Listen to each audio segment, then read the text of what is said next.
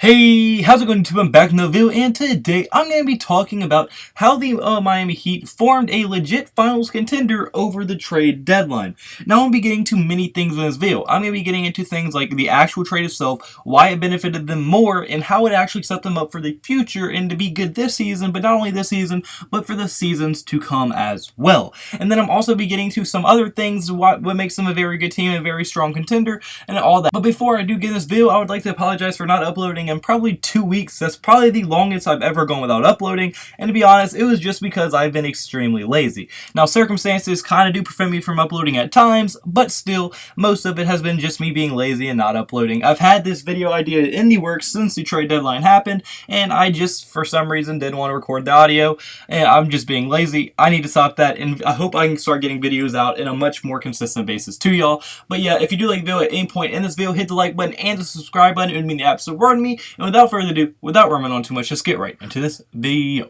Alright, first things first, I'm going to get into the actual trade that I think is being very underrated by a lot of people. The trade package that they did put together, at least the main parts, was that the Miami Heat would acquire Andre Iguodala, Jay Crowder, and Solomon Hill, while the Grizzlies would get Justin Winslow, Dion Waiters, and James Johnson.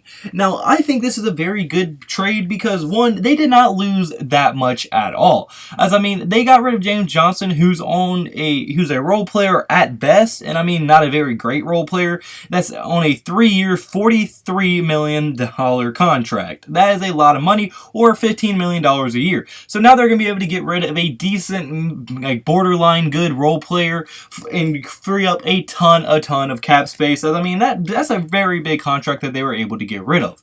Dion Waiters is someone who they've been trying to get rid of for a while now, and I mean, really, that's not that big of a loss. They've been trying to get rid of that dude since the airplane edibles incident or whatever. So, I mean, really not a big loss at all there. And the biggest loss is Justice Winslow, who is, I mean, a good young player who over time will probably be able to develop into something pretty good, a very good role player, or maybe even a very good starting level player in this NBA. But I mean, if they're trying to contend right now, they really don't have time for him to develop, as I mean, they have to pretty much take advantage of this window where they have Jimmy Butler and all these good players and contract situations right now, and they won't be able to take advantage of that if they keep young players like Justice Winslow, as they're just simply not there, or don't have enough time to let players like him develop. So I mean, yeah.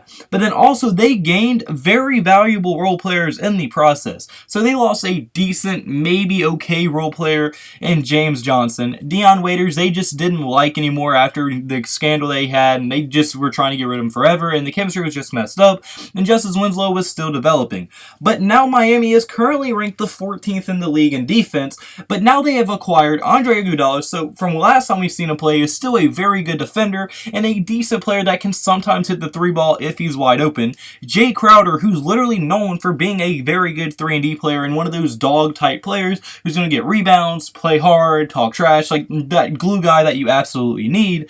And that will definitely make them a top 10 defense, as you're adding two very, very good 3-and-D players to your roster to a team that is extremely reliant on 3-and-D type players. I mean, the way this team plays is very, very, like, old school. They're very scrappy, they get rebounds, they play defense, and then they can score on offense in any way. I mean, Jimmy Butler, look at him. One of the best perimeter defenders in the entire league, but he can also give you around 20 points per game. You have players like Bam Adebayo. He can stretch the floor, and he plays defense and is a very good rim protector.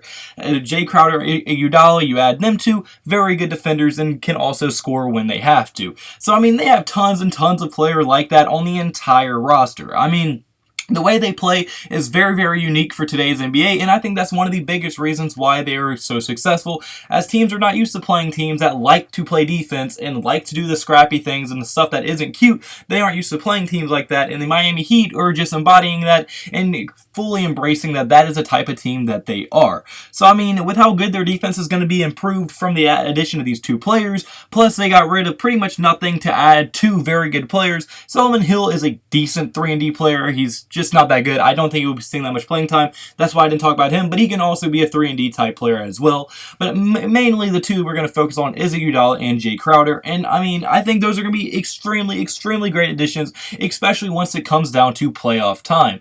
So, I mean, I think it's a very underrated trade, and I think they improved greatly from this trade, and not a lot of people are talking about it.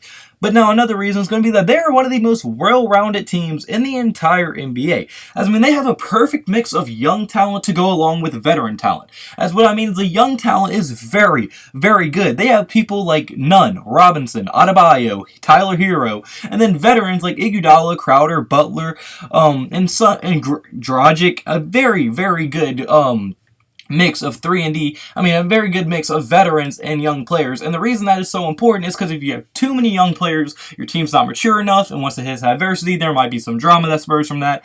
But and another thing, if you have too many veterans, your team's too old, it doesn't have enough energy, and you most likely will end up faltering once it gets down to the end of the season.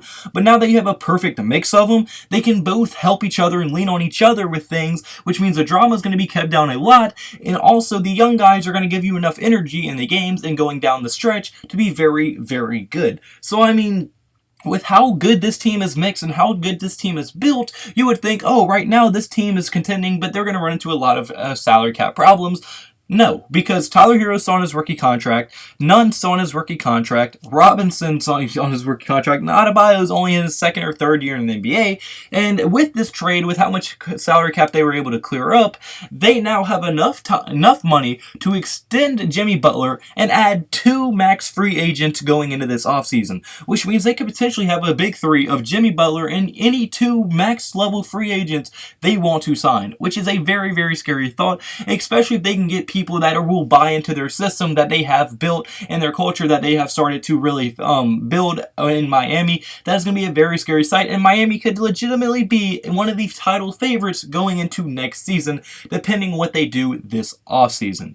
But unfortunately, guys, that's going to be it for this video. So comment below. Do you agree with me? Do you think the Miami Heat have formed a contender? Do you think they are a contender right now? What do you think they're going to add in free agency and stuff like that due to all the money that they now have? What do you think of the trade? Any your thoughts in the comment section below. If you did like the video at any point, hit the like button and subscribe button. It would mean the absolute world to me.